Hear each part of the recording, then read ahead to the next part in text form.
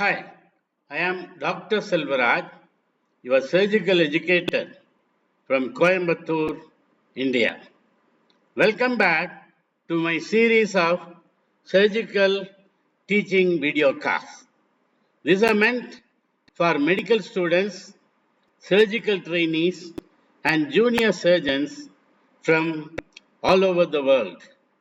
I promise you will become competent in clinical problem solving and surgical decision making if you are going to watch these videos over and over again. Today, in this episode, I am going to talk one more cause for neonatal respiratory distress, that is posterior choanal atresia. So, what is this posterior choanal atresia? For this, you have to know some neonatal physiology. Newborns are obligate nasal breathers. They can breathe only through the nose and not usually they breathe normally through the nose only. The nasal passages are their primary airway during quiet breathing as well as during feeding. What is the clinical paradox here? A neonate with bilateral choanal atresia becomes cyanotic and distressed when calm or when attempting to feed because the mouth is closed, obstructing the only potential airway. So, what will happen? The baby will go for cyanosis. This develops during sleep or during feeding. When baby start crying, the oral airway will open. Paradoxically, this will improve the oxygenation and the skin color. They can breathe only when they cry and keep their mouth open.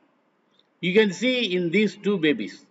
The first baby is quiet or maybe sleeping, so it will become cyanotic because baby cannot, breathe through the nose because it is obstructed. The posterior choana is obstructed.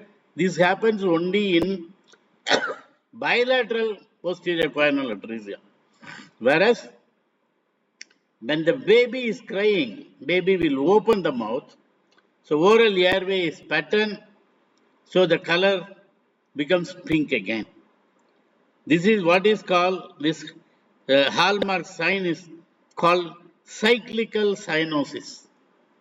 And this is the pathognomonic sign for this condition. So this is the pathology or etiopathogenesis. Normal development at 5th week. The choanal atresia is a developmental abnormality resulting from failure of posterior nasochoanal membrane to rupture between the 5th and 6th week of gestation. So this is the nose, this is the posterior choana, and this is the bony, normal canalization happens in 6th week, and if this area is obstructed, it could be a membrane, that is the nasochoanal membrane, failure to rupture. This is the membrane. Membrane is somewhere here in the posterior part. So this persistent membrane forms a physical barrier between the nasal cavity and the nasopharynx. This is the nasopharynx. This is the nasal cavity. So this is a barrier. The persistent membrane, okay, and composition of the atretic plate also. The obstruction can be composed of, number one, a thin fibrous membrane, that is membranous atresia, or a thick plate of bone or bony overgrowth which you are seeing here, or a combination of both membranous as well as bony obstruction. possible. These are the three types. So what is the sign? I already clinical spectrum of choanal atresia, especially in case of bilateral posterior choanal atresia. It is a neonatal emergency, presents immediately after birth with severe respiratory distress. The classic cyclic cyanosis worsens with feeding and improves with crying. Very, very characteristic. Noisy breathing, significant chest wall retraction, nasal flaring, intercostal retraction, and sternal and substernal retraction also will be there. Inability to pass a suction catheter is a key diagnostic step. You have to try to pass a small nasal catheter. You cannot pass it through the posterior choana. Suppose if it is unilateral atresia, the diagnosis is often delayed. As the source notes, usually choanal atresia is unilateral and often affects the right nostril commonly. It may present later with persistent, thick, unilateral nasal discharge. Symptoms may be subtle, becoming more apparent only during feeding or an upper respiratory infection. Anatomic classification by laterality, it could be unilateral in 60%, bilateral in 40%. The unilateral is more common, and I told you it is more common on the right side. Bilateral is less common, but present as an immediate life-threatening emergency if it is bilateral. See, this is bilateral, this is unilateral. By composition, what it contains, bony atresia, posterior choanal atresia is more common, 90%. The obstruction is primarily a rigid plate of bone. This presents a greater surgical challenge. Membranous is only 10% of the obstruction. It is only a soft tissue, that fibrous nasochoanal membrane.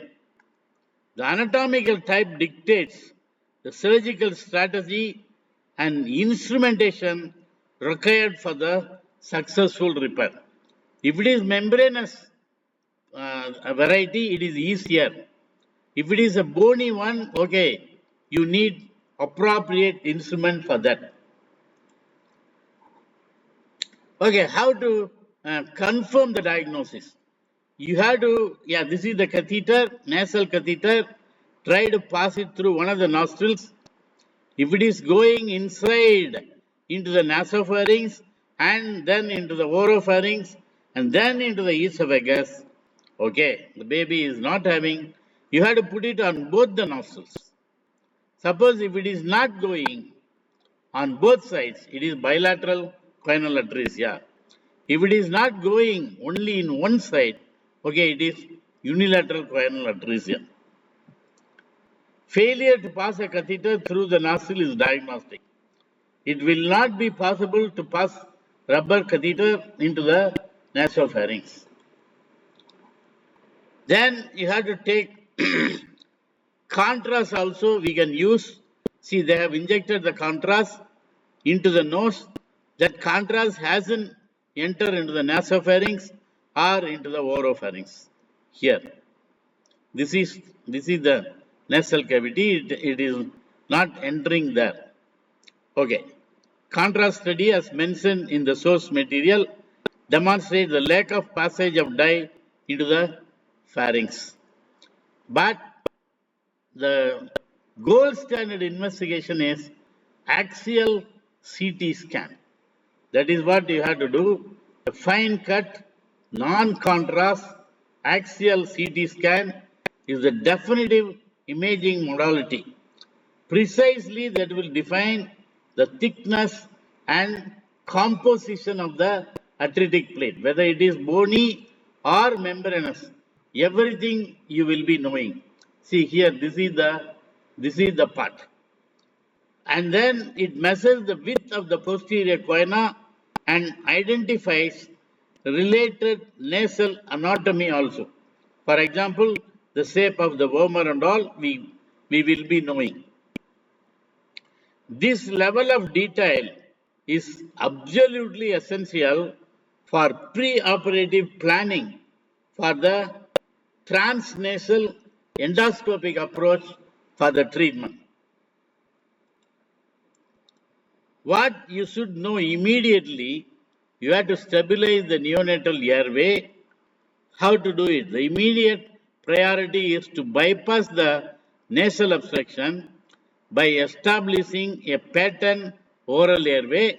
This is only in bilateral posterior choanal atresia. If it is unilateral, usually the babies are symptomatic and asymptomatic immediately after birth. An oral airway usually takes care of this problem. A simple Godal airway is often enough. Or we can use even the McGowan nipple. This is nothing but ordinary nipple with a big opening cut into it. That you can put, that will act as a stent to keep the mouth open. The source is telling feeding can be done, or we can do the feeding either by a spoon or a long nipple directly into the pharynx. Spoon feeding is better, which supports the principle of bypassing nasal breathing during feeding. Because you are feeding into the pharynx, not into the mouth or into the throat. I mean, throat is okay, pharynx. Okay, then we can do another method is gavage feeding via an orogastric tube you can put, and through that you can provide nutrition without requiring the infant to close their mouth. Yeah, that is also we can try gavage feeding. Coming to the principles of surgical repair, the definitive treatment is the surgical creation of a pattern nasopharyngeal airway. What are the goals of surgery? Number one, complete removal of the atretic plate, usually that bony plate. Then creation of an adequately sized posterior choana. Number three, preservation of surrounding mucosa to minimize scarring. Number four, prevention of post-operative restenosis. So these four things are the aim or goals of this surgery. Primary surgical approach, we can do it primarily through the transnasal endoscopic approach. This is the modern one, minimally invasive standard of care. Nowadays, we are doing only transnasal endoscopic procedure. Previously, they were doing transpalatal. Nowadays, we are not doing it because you have to go through the palate and you have to remove this palate. That is not we are doing nowadays. The modern approach is, I told you, transnasal endoscopic approach. So what are the key steps of this transnasal endoscopic? Number one, visualization. Endoscope is passed through the nostril to directly visualize the atretic plate. Number two, you have to do a perforation. The plate is perforated medially near the wormer using drills with the endoscope or other instruments. You have to put a hole. Then wormer should be resected. The posterior portion of the wormer is removed to create a single common posterior choana. Then the newly created opening is dilated to an appropriate size. And number five, topical mitomycin C may be applied or stents may be placed to reduce the risk of restenosis. Here you are seeing this is the atretic plate, and here they are posterior part of the vomer also. You have to make a drill, and then you have to remove that posterior part of the vomer also. Vomer, yeah, you see posterior portion of the vomer also you have to, and you have to make it as a single common posterior choana. What is the challenge of restenosis is very common. So the primary complication is restenosis because of the raw area, because we are creating raw area there. So the re-occlusion of the choana due to scarring and granulation tissue formation is the most common cause of surgical failure. So post-operative management to prevent restenosis, number one, meticulous nasal toilet and suctioning must be done. Number two, use of nasal saline and topical steroid sprays can be tried. The controversial use of nasal stenting for some time, post-operatively, prolonged time actually, can be tried, but it is controversy. And serial endoscopic evaluation in the clinic with dilatation as needed. The other complication apart from restenosis are formation of granulation tissue, palatal fistula in case of transpalatal approach, and injury to the surrounding structures. These are all other complications which are not that common compared to the restenosis. So the bigger picture, the choanal atresia is normally in some babies associated with, it is syndromic called charge syndrome. The presence of choanal atresia, especially in case of bilateral, mandates a thorough evaluation for associated anomaly. The cardinal feature of charge syndrome, a complex genetic disorder requiring a multidisciplinary team approach. Charge means C for coloboma of the eye, H for heart defects, A for atresia of the choana, and R for retardation of the growth and development, G for genital or urinary abnormalities, and E for ear abnormalities and deafness. So if you are having a baby with bilateral choanal atresia, you have to try to rule out all these associated anomalies. If baby is having some of these things, probably it is a charge syndrome, a case of charge syndrome, and you have to, treat the other associated anomalies as well. This is the key management principle for posterior choanal atresia. Number one, clinical suspicion mainly by cyclical cyanosis. The baby will present with cyclical, while the baby is quiet, it will develop cyanosis. While crying, the cyanosis will disappear. And then how to confirm the diagnosis with a bedside catheter. You try to pass a nasal catheter. If it is not entering into the nasopharynx, that is diagnostic. But the most important thing is CECT is the gold standard investigation. You must do it if you are planning for surgery. You can stabilize the baby's airway by putting a oropharyngeal airway, Goodell's airway, or even an ordinary nipple with a big hole in that can act as a oropharyngeal airway.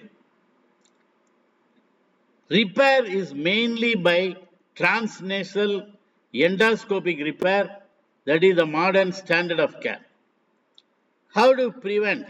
The primary long-term battle is preventing the restenosis, which is the commonest complication after surgery, through very careful postoperative care.